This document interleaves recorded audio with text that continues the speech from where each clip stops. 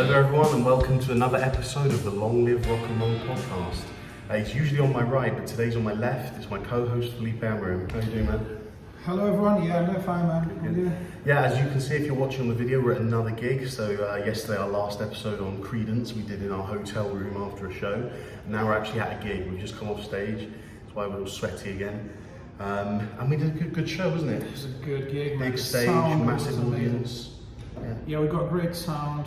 It was completely packed. It's really good to be back playing festival gigs. Yeah, we love them. And the audience loved it as well, which is so important because they've been without gigs for so long that, you know, it's so nice to have everyone back for a change, isn't it? Anyway, would you like to do the ceremonial? Well, we have a little disclaimer.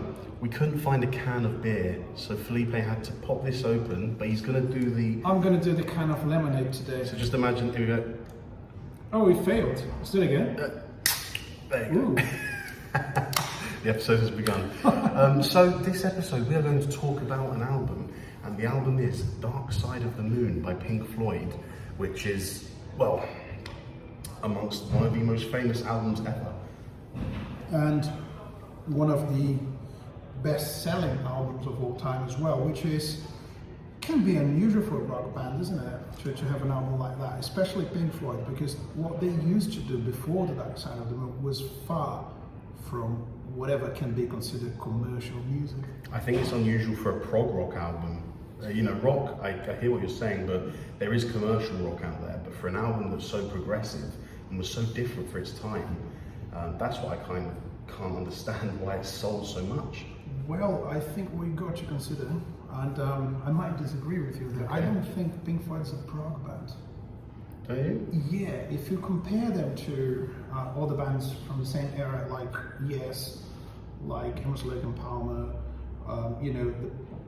Gentle Giant, or the proper prog band, is all about extremely virtuoso musicians, you know, and loads of notes and influence of classical music and very long pieces. What you have with Pink Floyd, some of the songs are long, and you have, you know, a whole story, you know, start with keyboards and then the drums and the bass join the band or whatever. But it's not, in my opinion, it's not prog rock, you know. It's somehow, you can call it, I've heard someone call it space rock or something like that. It's about the technology, it's about the sounds, it's about the ambience, but not as much about, you know, playing too many notes or having very complex music structures, which you're going to find in every single prog band, but not with Pink Floyd. Do you think Pink Floyd, especially with this album, bridged the gap between progressive and rock? This is where it molded and met in the middle. I would say so. Yeah, because the one thing about this album, Dark Side of the Moon, is that, in fact, it's actually... people cited this as the first time that a band made accessible progressive music, which I think is fair to say, isn't it? Because they actually, you know, there's several songs on there which a lot of them are quite short as well. These songs, not incredibly short. They're still 4 or 5 minutes, but the bands you're talking about, you know, think about how many Yes and Genesis songs are like 12, 13 minutes long. You know, this album kept the songs in more of a rock format, didn't it? Then that's a really interesting topic, because I think you managed to sum it up, because for me, The Dark Side of the Moon, and I think for Roger Waters as well, is one long song. Yeah. If you consider through that perspective, it's actually a 45 minute song, but they were so clever to turn into different parts. It's like a movie divided in different chapters or a book. So you see, when you go back to Breathe at the end of Time, so the same chord, same melody, they're going back to the very first song of the album. But if you consider the whole album as one long piece, then you're just going back to the first chapter. Yeah. And I think what they did that made it commercially viable was to divide that one long piece into a smaller,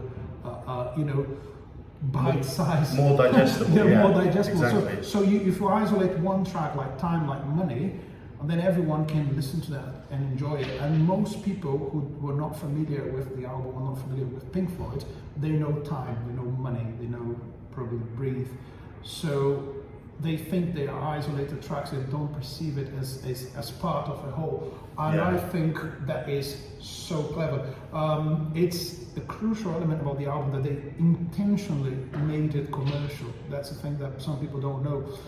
Roger Waters was under pressure by the label to actually do something that could make it to the charts. Because if you think about everything they've done with Syd Barrett before Waters took control, was very experimental. Yeah. So they were one of the greatest bands in the world, but still not commercial enough to make to break America and Exactly. to turn them into a very profitable organization. Yeah. Just so you know, guys, if you're hearing any doors closing or guitars being strummed, we are still at the gig. We're in the green room.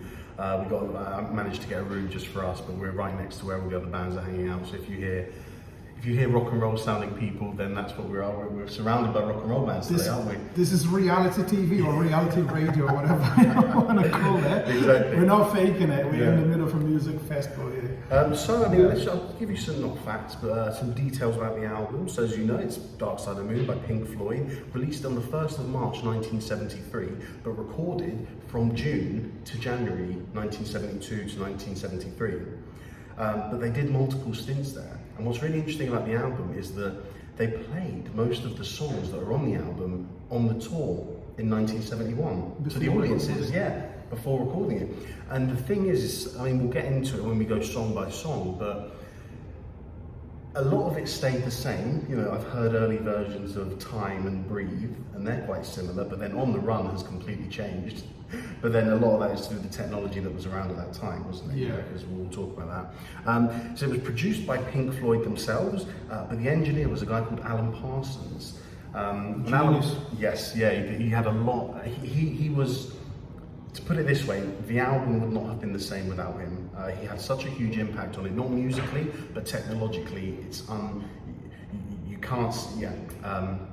He had a huge input into the technological aspects of the album, and certain things would not have happened without him being in the studio at that time. Yeah, exactly. Like editing tapes and cutting tapes and piecing the samples. All those noises you have before Time, before Money, before all those songs. He used that as an introduction by cutting tapes and editing stuff. That they had loads of sounds available there at the studio. It was recorded in Abbey Road, wasn't it? Yep. And Alan Parsons was clever, and I think there's a human element as a big part of it. He could have been a producer kind of thing, but I think he was really young at the time. Also, he knew that he shouldn't interfere much with Gilmour and Waters' vision for the album. So all he tried to do was to get their ideas into the record with proper technological knowledge, because he knew what he was doing. Also, if you think about Waters and Gilmour, although they know about the gear, they are not producers in the sense of doing the sound engineering part of an album.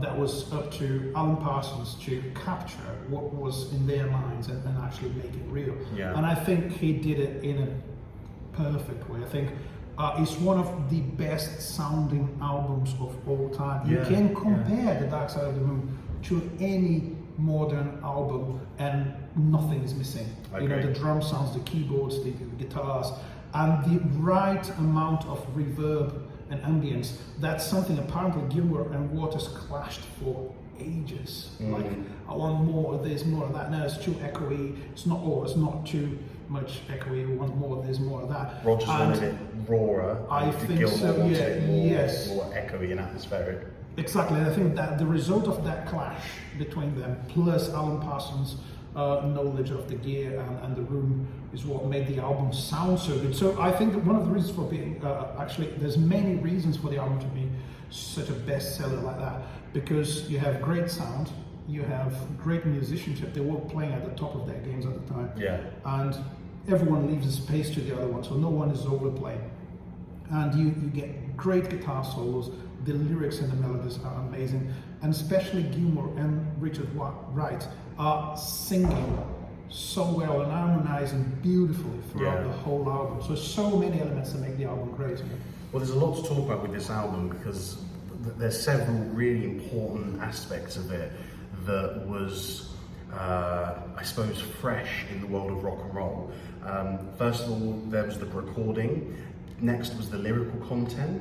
I suppose the overall feel of the album, which we discussed, you know, shorter songs. Yes, it's one long, you could say it's one long piece, but let's talk about the recording first, because the amount of innovations in that came from that album, the stuff they did was just so unique and so fresh at the time. For example, it was one of the first, I mean, I know the Beatles used it. No, was it the Beatles? Who was it? I can't remember. But this album was one of the first albums recorded where they used a 16 track, which allowed them so many more inputs to get so many different more instruments. And like you said about Gilmour and Wright harmonising, Gilmour's harmonising with himself in several of the tracks. He's singing over himself, putting a harmony where in another album they wouldn't have been able to, because the system wouldn't have been able to take it. It would have only been a 4-track or an 8-track. But the fact that they have all these extra stuff means that they were able to add so many more layers, and you can hear that on the album. The layers on the album are just, they seem infinite, don't they? They've done a great job with it. Well, they did. I mean, you can hear all those layers of vocals and instruments, and they were well balanced in the mix. And again, there's no overplaying and there's no over layering. Yeah. There's not too many. There's just enough layers of vocals and guitars and everything else to make it sound interesting. You have some good female backing vocalists in the album as well, and they just sound amazing. Yeah, they do. If you listen to the vocal harmonies, it's just perfect. And they were kind of going that way. They had the idea of adding the female vocals, and they just managed to have the right amount of it. And yeah, again, you have the solos, you have everything else. But you mentioned the lyrics. I want to say something about it, because we talked the other day about John Fogerty and about the way he talks about his own personal experiences. Waters had a different idea in mind, which is he wanted to talk about everyone. Yeah. So, if I'm not wrong, the word that happens, that appears mostly in the lyrics is you. Oh, really? All the time say you. Oh, it's wow. like pointing a finger, like I'm talking to you. Yeah. You know, and I think the concept for the lyrics, I think the whole idea of the lyrics came before the instruments, before everything else. Yeah. So it's, again, that's an unusual way to do a prog album, if you Yeah. consider it like prog, because prog is more about the instruments. Sometimes there's loads of bands that would recognize that their lyrics don't say much, it's just about how they play. And Waters had the idea, since he worked on Echoes, because the lyrics of Echoes is about someone crossing paths with a stranger and recognizing himself in that stranger. So he actually said he saw two people like crossing their paths in front of him out of his window, and they said, what if those two people stopped and talked to each other? How much do they have in common? So he wanted to write not only that song Echoes, but a whole album about the human experience, about what do we have in common and why are we so alienated, why are we so apart from each other if we have so much in common. So very clever choices about lyrics, because you think about how he goes straight to the point with the song titles. Yeah. As in them. Time. Breathe. Yeah. Money.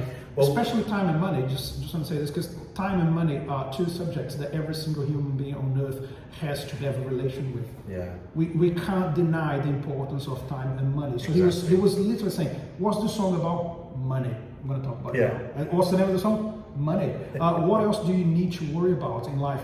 Time. Yeah. What's the name of the song? Time. So that doesn't it make it commercially viable? What does every human have to do all in their life? Breathe. Breathe. Yes. But it's interesting because you're saying that, which is absolutely true, and I suppose from a philosophical standpoint, looking and what you said, that lyric was so important. The one from Echoes. Yeah. Strangers passing in the streets, by chance two separate glances me, I am you, and what I see is me. Lovely lyric, but you're right, that goes deep into the human soul. It's talking about on what level do we connect as humans. He did this on Dark Side of the Moon, but pushed it a lot further. He talks about time, about death, about mental health, about greed, about conflict. Some of that, a lot of the mental health aspect, it came from Syd Barrett. Because Syd Barrett had a mental breakdown, didn't he? Yeah. It was before Medal, because Medal was album but without Syd Barrett, wasn't it? Yeah, he only recorded the first one actually. Syd really? recorded the Piper at the Gates of Dawn, and then he recorded one song in the second album, which is source of all secrets. I So he didn't realise only that. did one song. So you can consider he's been part of 2 albums. Yeah. So he's not on Metal, he's not on... But he had a breakdown, and it really Yeah. affected the band. And this is a part of what Waters was writing about. Only not the whole album's about Sid's breakdown, but an aspect of it was. Yeah, because Sid disconnected himself from the band and from the world. Yeah. And I think if Waters was trying to talk about elements that connect human beings, he obviously was missing his friend, you know, and he was scared because it was like, I'm now in charge because no one else in the band can write lyrics, or if they do, they don't do it as often as I do. And the whole commercial pressure was over him. The record label wanted a hit, and they said, well, who's in charge now? Waters took control. It was like, I'm in charge. I need to write the hit. And Money was so, sarcastic, let's put it like that. And if you think about Echoes, it's, as I said, it's philosophic, it's poetic. But Money is more like, okay, they want a hit. I'm going to write a song in 7/8 or 7/4 if you prefer. And so instead of counting 4 beats, you count 7 beats. It's not common in pop music. Yeah. It's not commercial. So he did that, and it's all based on a bluesy bass line. Do you think as a shuffle, which is not as popular as well, and the lyrics are criticizing greed and capitalism. How can you make a commercial song criticizing money, or not money itself, but the relation people have with money? How incredible is that? Do you think him writing it in 7/4 is putting 2 fingers up at the pop industry? Totally, Because he's like, here's your pop song. And in case you're not in the UK, 2 fingers is like the middle finger. Just for anyone who doesn't play an instrument or read music, playing in 7/4. So playing in 4/4 is counting 4 beats in a bar. 99.9% of pop music is in 4/4, and it's 1, 2, 3, 4, 1, 2, 3, 4. And it's nice, it's an even number, it comes round again. You often play 4-bar phrases or 8-bar phrases and you can repeat them. But playing in 7, it's 1, 2, 3, 4, 5, 6, 7, 1. And so because you've got that extra beat which makes it an odd number, it throws you off. It does, that's but such a fantastic. But it does and it doesn't, because the melody is so well written. Oh, the way they do it in Money is you fantastic. don't feel the 7. Yeah. Just the boom, ba ba dum, boom, boom, boom, ba. That's the 7, and then it comes around and repeats again. And it's so clever, and he did that intentionally. He was like, I want something in 7. Yeah. You know? And that's, so I think the 2 most important songs, we're not talking about the whole album, the 2 most important songs are Money and Time, because they were in the charts, if I'm not wrong, for 20 years. It's like, if you have any statistics there, I do. The time, because It's it's all mental. Well, the thing is the statistic I have, it's not actually to do with money. You might be right, but the thing I have is that, let me see it. So, Dark Side of the Moon, I know we're kind of going back and forth, but just this little fact, is it remained in the Billboard 200, which is a chart of 200 albums, and you know how popular they are and how they're being bought. It remained in that chart, so it was one of the 200 most popular and most bought albums for 937 weeks. Wow. Which is just under 18 years. That is. So it kept selling at a consistent rate to be considered in the top 200 albums in the world for 18 years. That is like unheard of. That's phenomenal. That's crazy, isn't it? Again, that means Waters actually achieved what he wanted. He wanted to communicate with literally everyone, and that album went way beyond Pink Floyd's audience. You know? Well, the thing I read, and so many people and critics said that the lyrical content and themes that other bands were doing at the time were nothing like this. And the content of this album really touched and resonated with a lot of people. It was a massive artistic statement to say we're going to make an album that's dark. And do you know what I think? It's dark. It is. But you know what I think really lends itself? And again, there's so many aspects on this album that if a little bit is removed, it's not the same album. And for me, one aspect of the album is the people talking. I know we've discussed this. Doesn't that make it even more human? What happened is Roger Waters wrote questions on cue cards. So he had just a bunch of cards and he wrote questions on them that started off with, what is your favourite colour? And then they kind of got a bit more philosophical and they went, what is your favourite colour? Is there a dark side of the moon? Have you ever been violent? And then the one after that question, were you in the right of being violent? And questions that made people themselves question, well, here's the last time I was violent. Was I right to do it? And the responses they got were fantastic. One of the guys, I don't know actually, is this one of the questions in the segments? No, it's not, so I can ask you.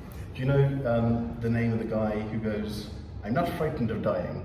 I love that. I don't know. So he's called Jerry O'Driscoll, and he was the doorman at Abbey Road Studios. Yes, I knew he was a doorman. And it was like such a random thing, isn't it? I want to pay everyone who is around and give them this piece of paper. So they used the crew, the studio technicians at Abbey Road, people loading in the gear. As we just said, the doorman from Abbey Road, he just asked everyone, sat them in a booth in the recording studio and said, I'm not going to interview you, just read the cards and answer the questions into the mic. And just like a good movie, when right at the end of the movie you have an idea for a scene that's going to change the whole story, and it just, we need to shoot that scene and edit it into the movie. That's what they did with those voices, because Waters was like, they were right at the end of the recording process, and Waters wasn't happy. It was like, something is missing. It's not human enough. We don't need only people singing, we need people talking. Yeah. And for instance, that thing is, the question was, are you afraid of dying? So you got that beautiful line. I'm not frightened of dying. Anytime will do. Yeah, and what does it say after that? Anytime I don't mind. No, yeah. Yeah, whatever. So it's just beautiful. And the thing is, you get the answers without the questions. Yeah. That's why it sounds like, what are they going on about? And one of the questions, if I'm not wrong, was what is the dark side of the moon all about? Because people didn't know what the album was all about. And although it's, as we said, such a simple, concept, we want to talk to the elements that everyone has to relate to. We're going to talk about things that are common between all human beings and try to question why they live so apart.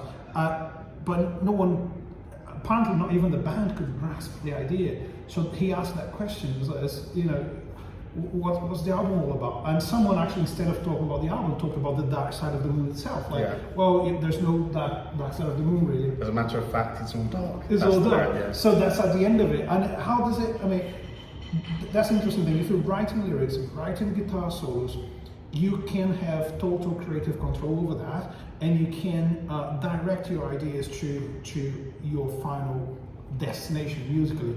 But when you're asking someone to speak to a microphone, they're not musicians, they're not artists, they're just common people talking to a microphone. How can you know what's going to come out of it? Yeah. That makes the album much more accessible and human. Exactly. Excellent. Well, before we go and talk track by track, I thought we'll do a little segment. And this, we don't have a name for this segment, it's just called, I'll introduce it. This is The Quiz. The quiz. The quiz. Right, so I thought I'd just ask you some questions. So I did actually, my first question was the doorman, so I got that wrong, but I can think of another question. So you've got to keep track of your score. All right, here's the thing, this is not planned, so I don't know the questions. Laz assumes I know everything about Pink Floyd, which I don't. I know a lot. He was in a Pink Floyd tribute band, he has to know. I was in every single tribute band I can possibly, in every show I'm saying, I've played in Creedence tribute band, I've played in Deep Purple, whatever. Let's see if you guys can guess the answers before I can guess them. Why not? Go for it. Yeah, keep your score at home if you're listening. I think I'm going to get 0. I'm not. No, that might be right. And I've gone for obscure ones because there's facts about Dark Side of the Moon that everyone knows. Right, question 1. This isn't written down, so I already asked question 1 about Jerry O'Driscoll, so I'm just going to make this up in my head. Which famous musician was asked to read the cue cards, but his answers were not used because he was purposely trying to be too funny?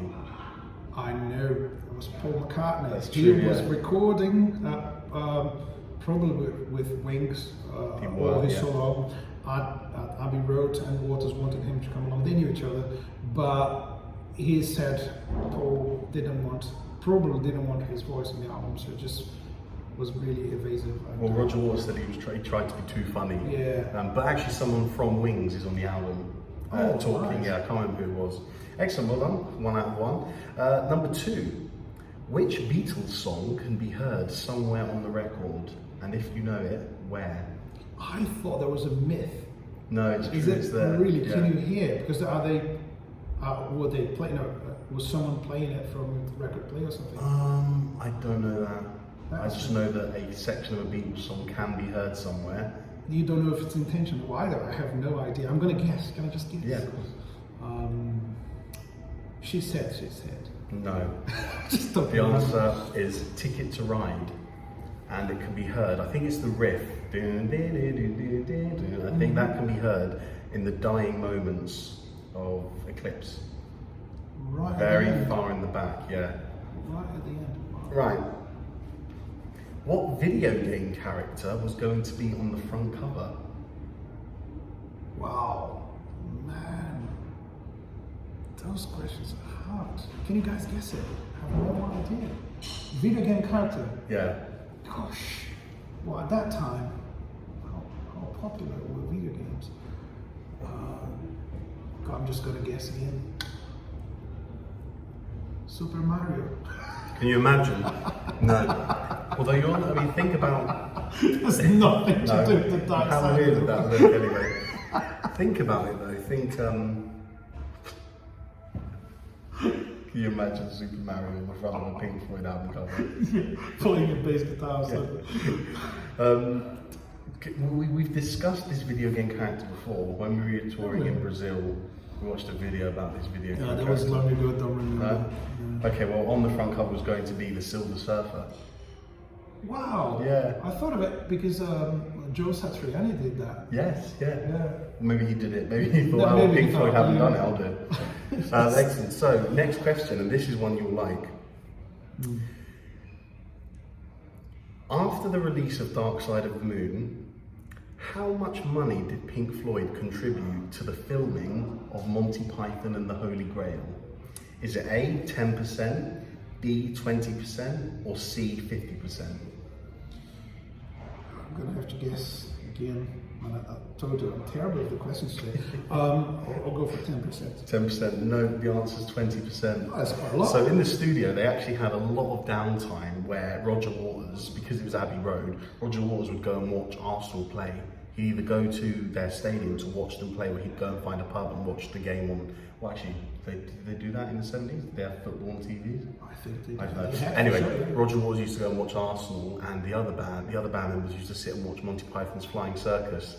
And so when they heard that Monty Python were filming a movie called The Holy Grail, they contributed to the production costs. That's amazing. So the total amount for the budget for Holy Grail was about £500,000.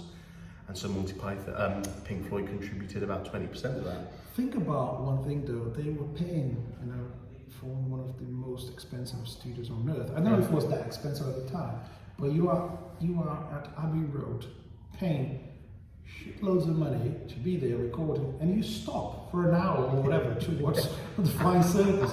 It's like, well, Monty Python's on TV, you've got to stop recording now. And you're paying for this studio. It's like mental. They were rich though, weren't they, all of them? Yeah. And final question. Do you know what the album was going to be named? Alright. Because there was another name. Actually, there was another band who released an album called... Wait, am I right? Yeah, and there was a band who released an album called Dark Side of the Moon, Oh, but it failed and they flopped and they didn't get any recognition. But because of that, Pink Floyd had another name in mind for what they were going to call the album. was it Eclipse? Yes, well done. That Well one done. I knew. Yes. 2 out of... Well done, bro. 2 out of 5. Oh, Excellent. terrible. Yeah. Let us know in the comments how many you guys got. Awesome. Right, let's just go through this. Let's talk about the songs because there's just so much to get into. Each song is just so different, isn't it? Yeah, Just I so think much. we won't have time to talk about each song. I think, or maybe just a little bit of... Well, we'll just flick through and talk about the best aspects. The album starts with "Speak to Me," which is credited to Nick Mason, but it's Yes, just yes. it's just because I think they wanted him to have some Yeah. songwriting credits, and they got that song, which is it's a bunch of noises, isn't it? Well, the thing that they Building might up have, into the reason he might have got credit is because that heartbeat is done by a bass drum. they treated it. They put a shitload of stuff inside. I mean, you know more about drums than me, but I can just imagine they packing it out with towels and blankets and just the. It's very muffled. So this is where we first, right from the off, this is where we see the first, or hear the first segments of the road crew being interviewed. We hear, you know, I've always been mad, and then they loop that guy's laugh. So again, that's one important element that goes throughout the whole album, the samples and those ideas of voices, noises. That's one of the key elements of Dark Side of the Moon that has never been done before to that level, as far as we're concerned. The looping. And there's loads of it, and it does connect the songs and make it sound like that one long piece, as I said before. Well, Roger Waters described Speak to Me as an overture to the album. Do you not know overture is? Sorry, I don't want to patronise you. He's patronising me now because he's teaching me. Listen, English overture is not even English, is it? Your English is fantastic, but it's not your first language. And overture is not English. Obscure word, What is it, Latin? It's Latin based. Probably, Well, if it's not, we're just going to pretend it is. So he described Speak to Me, do you know what it probably is? As the overture to the album, so the introduction. And then it takes us to Breathe in the Air. It's just a gorgeous song, that one, isn't it?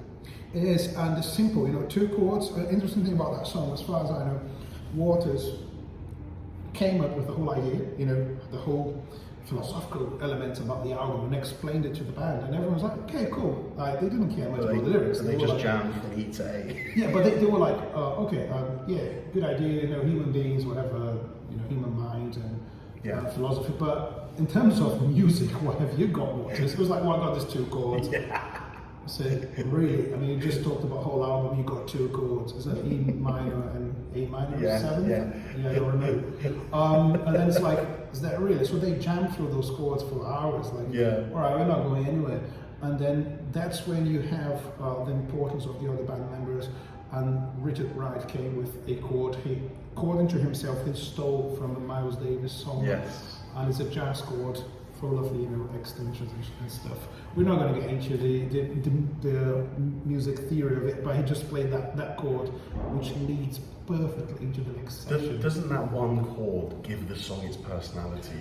It's dark, and it's disturbing. You know, you're coming from such a simple chord progression, and then you get into that thing. Wow! Then you go to the next section of the song, and that chord happens again, doesn't it? It's just brilliant. And then just saying one thing that is not only about the song but about the album. You have each member contributing musically to a very high level, and that has never happened again with Pink Floyd.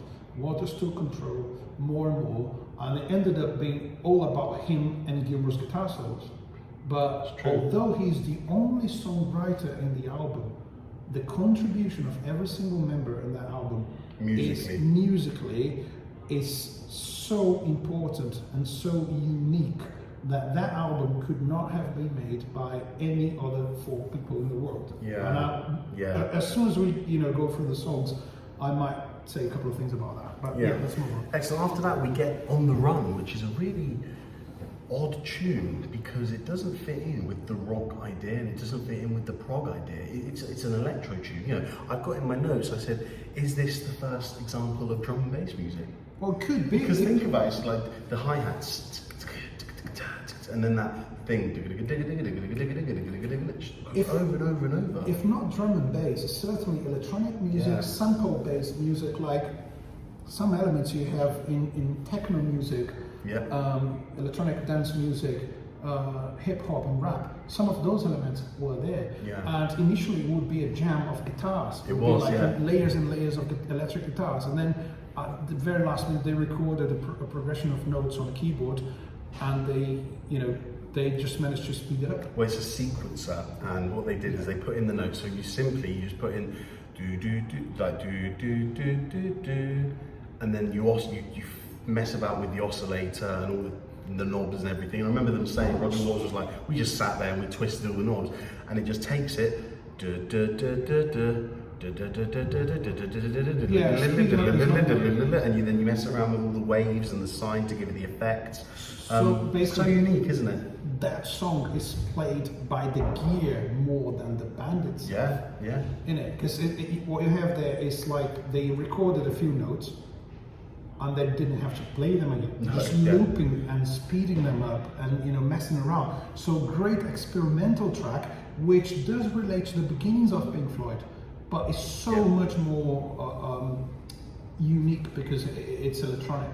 Well, what it was doing is this was Pink Floyd's way of introducing the world to the technologies of the future, because no other bands had used the technology to this extent. I totally recommend people to watch Pink Floyd live at Pompeii, because there's the dark side of the moon behind the scenes recording. Yes, is that only the special edition though, or is it everything?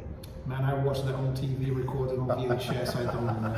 Anyway, yes, he's right, because in between sections of the live performances at Pompeii, you see them in the studio recording stuff for Dark Side of the Moon. It's just fascinating, isn't it? Yeah, and it's they do mention something about you need that specific guitar sound to be Eric Clapton, and you need the keyboards to be Pink Floyd. Yeah. There's no Pink Floyd without that keyboard sound and all the technology. Yeah. Well, On the Run was also the first tune that was using a lot of panning, because if you put your headphones on, you hear the go from your left, and then it comes all the way around the back of your head, then around to the right. That's just another great example of the innovations of the technologies of their time and using it to the fullest effect. We're not just going to put this music into the listener's head. We're going to give them I don't know what word to use, an interactive experience. That's proper surround sound experience, isn't it? Because that became quite a thing recently, but it was brand new at the time, isn't it? Well, Roger Waters said something about the fact they wanted really to utilise, or was it Alan Parsons? Alan Parsons or Roger Waters, maybe both, said that at the time they were aware that a lot of households were getting these new hi-fi systems, and technology in the home was becoming bigger and better, and so they wanted to utilise this and essentially make this the first surround sound hi-fi album, and they did it. Right. Yeah. That is really interesting. Anyway, so after On the Run we have Time. It's just a great song, isn't it? I mean, don't you find that Time and Breathe, do you find them to be quite similar? I do. Especially the chorus melodies. Because they are the same in it. They intentionally reused or recycled the chords and the ideas from Breathe into Time. Is there a reason for that? The actual end of Time is Breathe. It's like in the album says Breathe. It's like you're going back to the first song. Oh, okay. Yeah. So the end when I say home, home again, that's Breathe.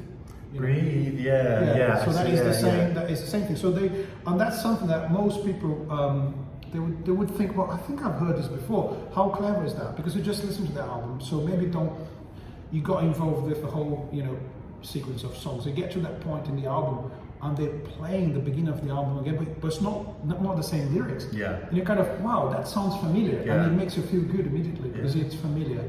It's not, home again. Home again. Yeah. Back to where you were, And the lyrics are so good about it. Someone said that Waters was only 28 by the time, but he's written in the perspective of someone much older, reflecting back on his life.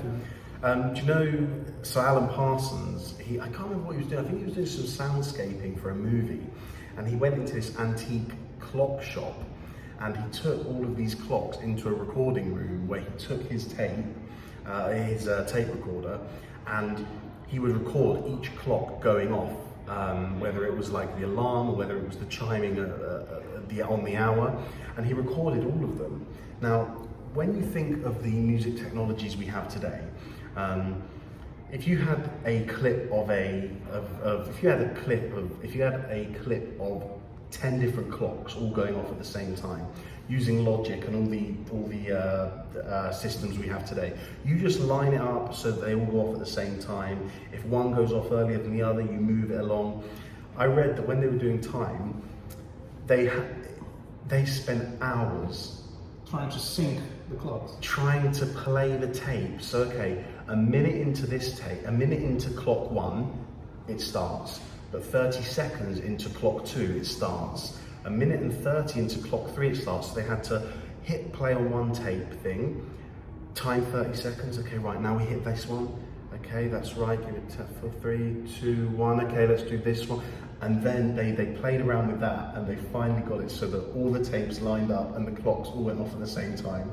But imagine that when you think about the effort you have to go to, but it's so important, the clock's going off in that song, not only because the song is called Time, but again, an interactive experience for the listener with clocks going off in their head. You don't expect that sort of noises coming out of an album, do you? No, you expect music, guitar chords and vocals and stuff, and then out of the blue you have that noisy, really loud. It's disturbing. Every time I hear it, I kind of sit back and whoa. Isn't it? I'm used to it, I know when it's coming, but... And when they play it live, they have to replicate that. They have to,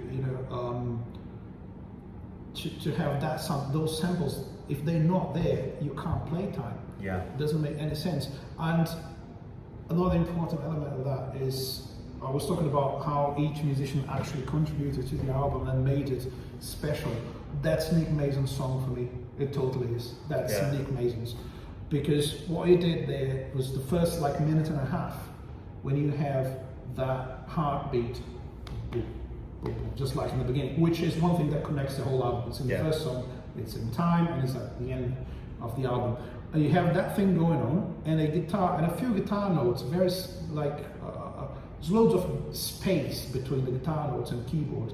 So you have that ambience, and Nick Mason just had this brilliant idea of playing bottom tones, which are very specific, almost like orchestral tones, if you want to call it, which you have it's not like a normal drum when you have a deep piece of wood with 2 skins on each side. Yeah. You have just one skin, and it's just a metallic structure.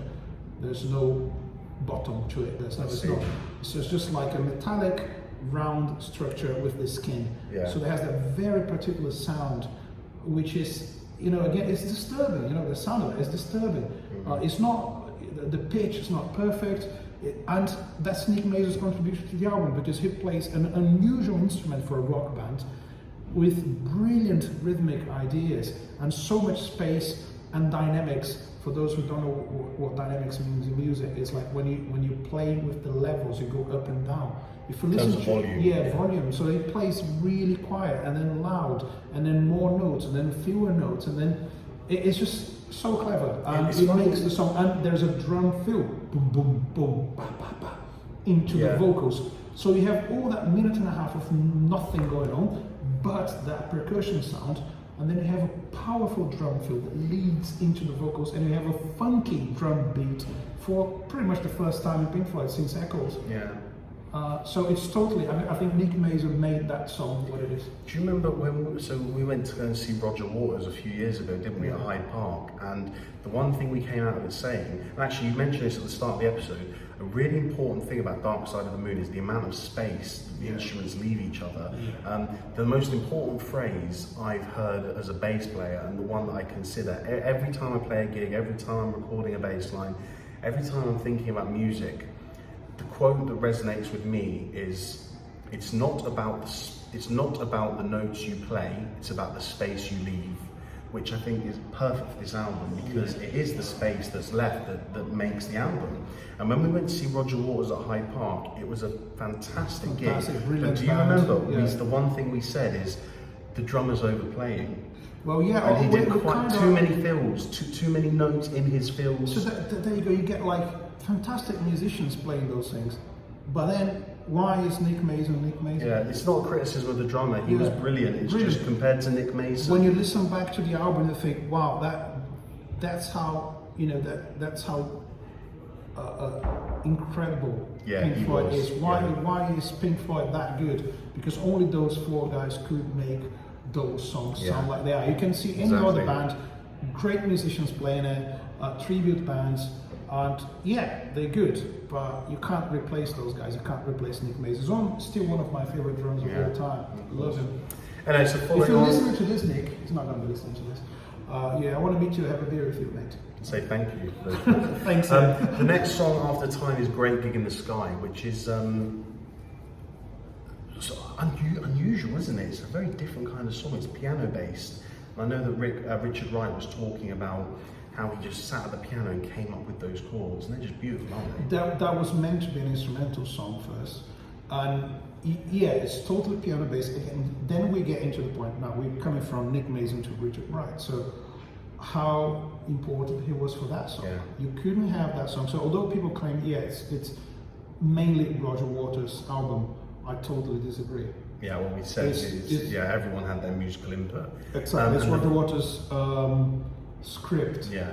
but he didn't act in all the scenes. So the vocalist was a lady called Claire Torrey.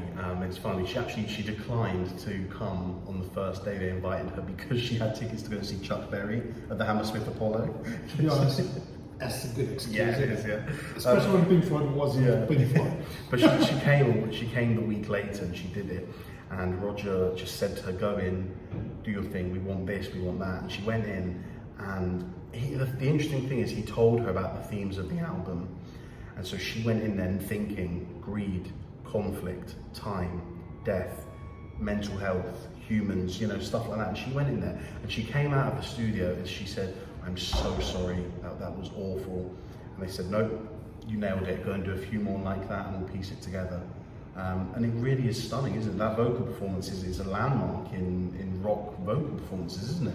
Everyone knows Great Gig in the Sky for the vocals. What did we say on the very first episode of this podcast? Rock and roll is music, freedom. Yeah. But the problem about freedom is a lot of people don't know what to do with it. So basically, when a band hires a session musician, freelance musician, like they hired her, they just give them a script. Look, I want you to come down and you're going to do this. Here's the notation, sing it just like the notation. Exactly, maybe you can have a little bit of input. But what they said to her was like, go there and do your thing. There's no lyrics, it's an instrumental song.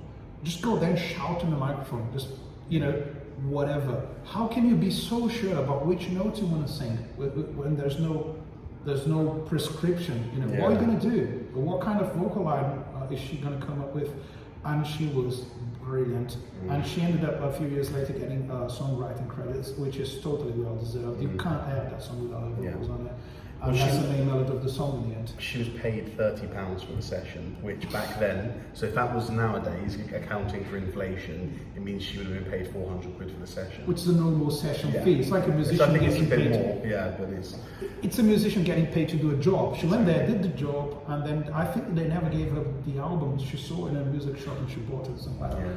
And brilliant And song. at the start of that song, we have the famous, I'm not frightened of dying, anytime we do.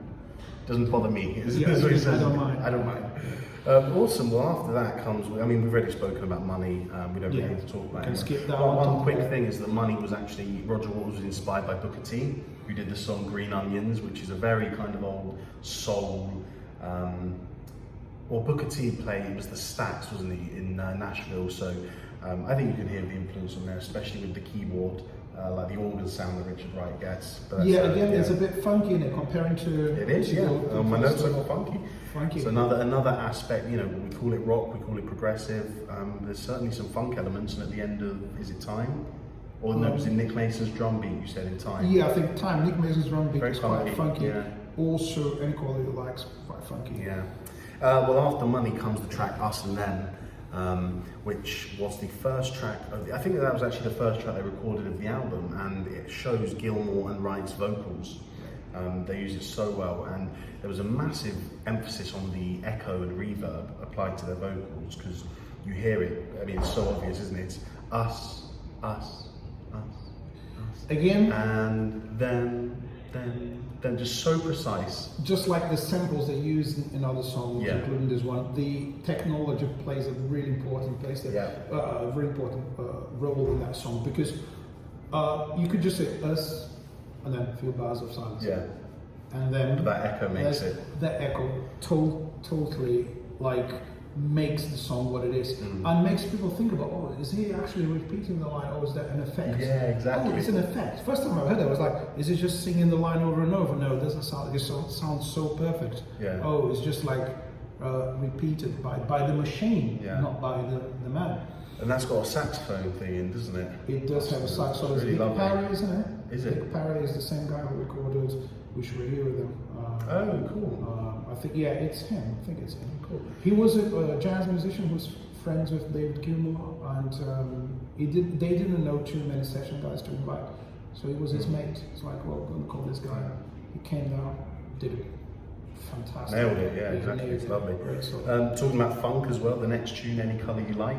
Very funky, isn't it, towards the end of the song? It is, and that is a kind of a transition song, isn't it?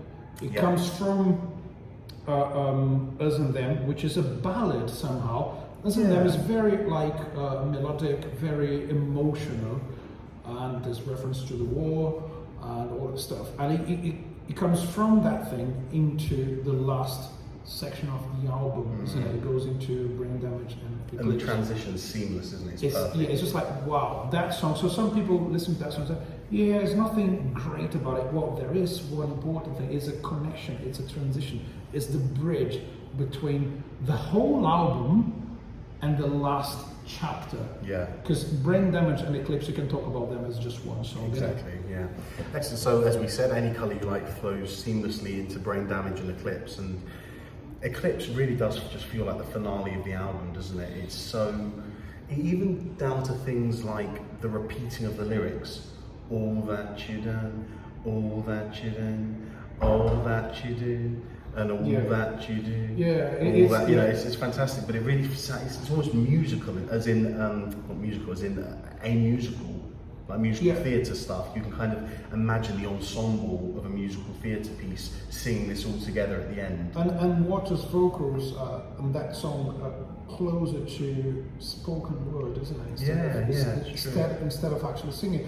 And there was an interesting thing about him singing in the album. Again, that's why the album is a band effort. Waters wrote all the lyrics and all the melodies, but they wouldn't let him sing. Oh, really? They didn't like. Well, he could sing, but he wasn't. Let's be fair. He didn't have that beautiful voice that Wright and Gilmour had. So, but I do think his voice is just amazing because it's different from everyone else's voice. When you listen to Gilmour and Wright, they blend, you know, like they sound like the same guy singing. True, yeah. Whilst Waters is completely different. And he sang a lot more on The Wall, didn't he? No, he did sing pretty much, yeah. Oh, really? Well, he sang everything. Not everything. There's loads of Gilmour there, but he kind of, you know, took over in terms of being the lead vocalist as well. But at that point in time, they would say to him, "No, listen, you're the songwriter, we're the singers." Yeah. So the whole album to that point, apart from some backing vocals, the whole album is Gilmour and Richard Wright singing. When you get to the end of it, Waters said, "No way you guys are going to sing this, because this is my piece, and this is me, has to have my voice." Well, if he does the lyrics, doesn't it make darker? Right at the end, you have his low tone voice. Yeah, and I think it's fair. It's almost fair to him that this was his album lyrically. So why shouldn't he get to say the most important part of the album, which is the final few lines? I mean, Brain Damage. Brain Damage is probably my favourite tune on the album. Not least because it has the Dark Side of the Moon lyric on. Yeah. And if the band you're in starts playing different tunes, see you on the dark side of the moon. It's just stunning. It's beautiful. I mean, how to put the name of the album there? It's not like in movies when they say the name. Exactly. And so that's all the tracks really. But now that we run through all the tracks, do we have time for some segments? Oh, we do. Go for it. Ooh, that's how we do it in Laz Unleashed. Do we have a Laz Unleashed for today? We do. Ooh, so see, I don't have this script. I never have it. He's so just I'm holding the trying iPad to try and see. I'm trying to read it now. But yeah, go on, introduce it formally. So, ladies and gentlemen, Laz Unleashed. Right, so on this week's segment of Laz Unleashed, I'm going to say something that this actually probably is the most controversial thing you'll hear me say. Disclaimer. Go for it. Felipe does not necessarily agree with Laz's controversial opinions. And I want to say it again. I do not agree with whatever Laz is going to say now, whatever it is. And I say this with my head in my hands because I love it. I love the album. It's honestly one of my favourite albums of all times. More than that, it's one of the best albums of all time. But I'm going to cover my eyes because I don't want to see Felipe's reaction. I don't think money has a place on this album. There we go. I'm not looking at him because I don't want to see. I'll tell you I'm why. so sad to say that's the last episode of the show. So I'm going to quit now. I feel as great as the song is, and as much as it works as a single and as the most accessible song, I feel like it's. I tell you what it feels like. It feels like the intermission of a play. It feels like I've gone straight from Speak to Me. What comes before money? So I go from Speak to Me to Great Gig in the Sky, and those 18 minutes are just one fantastic seamless journey going into each other. Then you break with Money, and again, great song, but it just really takes me out of the mood. And then it brings back in with Us in Heaven. It's so hard to please Mr. Laz Michael. Yeah, well, that's the point of this segment, isn't it's it? like, no, he always has something to say about it. Like, it's a classic, dude. Yeah, it is. No, I understand. It's money. For me. You can't have Dark Side of the Moon without money. That's it. Yeah, and that's a fair thing to say. It just, every time I listen to it, it's almost like I could, if I listen to Dark Side of the Moon, I put my headphones on, and the one time that I might open my eyes, check what time it is when Money comes on. It takes me out of the atmospheric. I'm not saying I skip the song. I don't. It's part of the journey. If you skip the song, I'm not going to talk to you again. Do you know? No, I don't. If you take Laz to the Louvre Museum, he's going to look at the Mona Lisa and say, "Yeah, it's beautiful, isn't it? But I don't think it has a place in this museum." Just say. You just break the transition between that thing and the other thing. I think it's a fantastic song. It really is. I just question.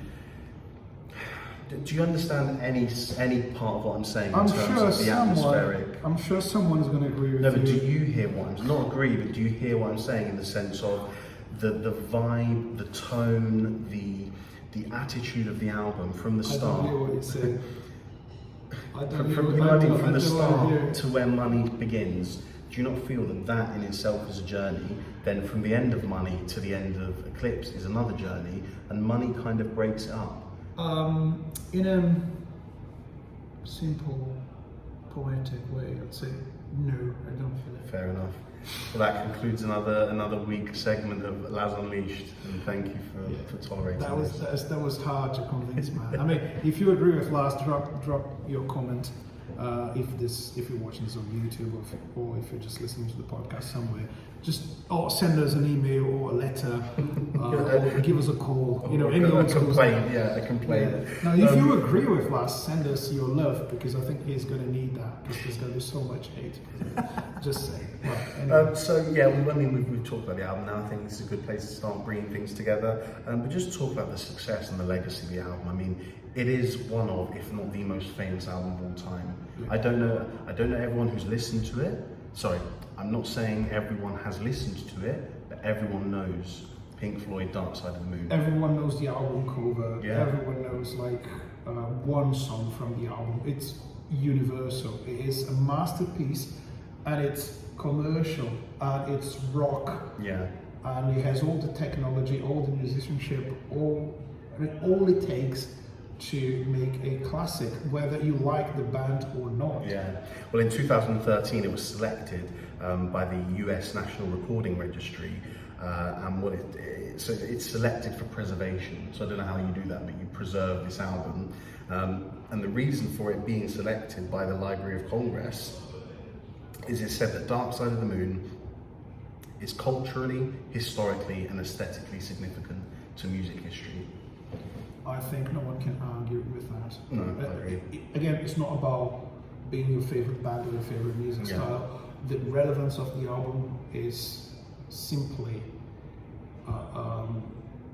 evident. It is simply, you can't question that. That's what I'm saying. Yeah. You can't question it. I'm just talking about some rankings as well. I'll just read through these quickly. So Rolling Stone name it number 43 in the 500 greatest albums of all time.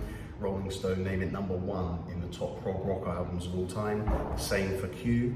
NME call it the 8th best album of all time. The Observer call it the 29th best album that changed music, which I think that's important because, like we said before, the technological innovations in this album were so ahead of their time. It was so it important. still sounds modern, I think, up to this day. So yeah. now I have a question for you to kind of end the show, because I'm getting kind of inspired by this at the end. How do you define the dark side of the moon in one short phrase or in one statement?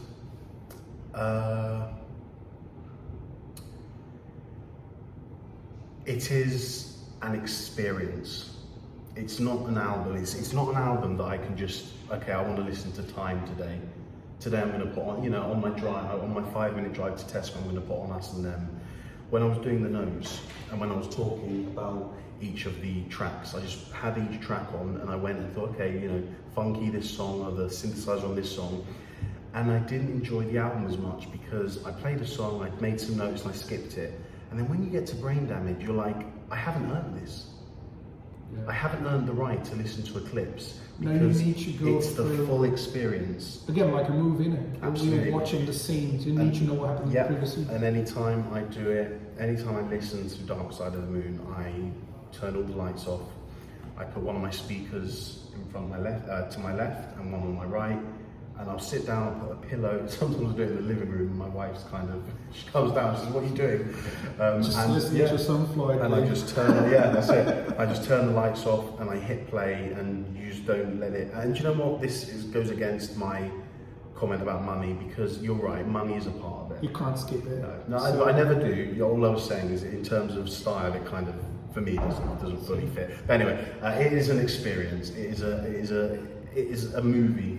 Yeah, it's a whole story. You got to follow each chapter of it. I have a funny story about that. I was saying about the experience. I was just listening to some Floyd. A friend of mine who I used to play with back in the day, around 1978, I guess. And she said that her boyfriend once disappeared for a month. Well, didn't disappear. He locked himself in a room. He wouldn't leave, and his mum was concerned and whatever. And one day they said, "Can you just open the door? We need to, what's going on with you? You've been there for days." And they opened the door, and he was surrounded by all his Pink Floyd collection. He said, "I was just listening to some Floyd." That's the thing with this kind of music, it can take you out of life. It transports you to another kind of dynamic in your world. Does. Now, I think I want to say how I would describe the Dark Side of the Moon. It's the perfect music combination between man and machine. That's really cool. Because as we talked through the technological elements of the album that sound very modern nowadays, imagine at the time, in the 70s. So they did allow the machines to play an important role. Most rock musicians would be like, "No, it's all about me, the way I play it. The gear is not that important." They were like, "No, let the gear speak." We're not gonna act all rock and roll and say we don't want to use all these technologies. They're gonna embrace these new technologies that were available. And like I said, Pink Floyd were demonstrating the technologies of the future. It's an amazing album, isn't it? It's a clear 10 out of 10. Like there's no debate. I said 11 out of 10 for me. I want to listen to it right now. Yeah. Are you guys going to listen to the Dark Side of the Moon? Well, it will all be in the playlist. So go down to the episode notes to get our playlist, and it'll have the Dark Side of the Moon album on, and then any other songs we made. We mentioned Echoes, so that will go in.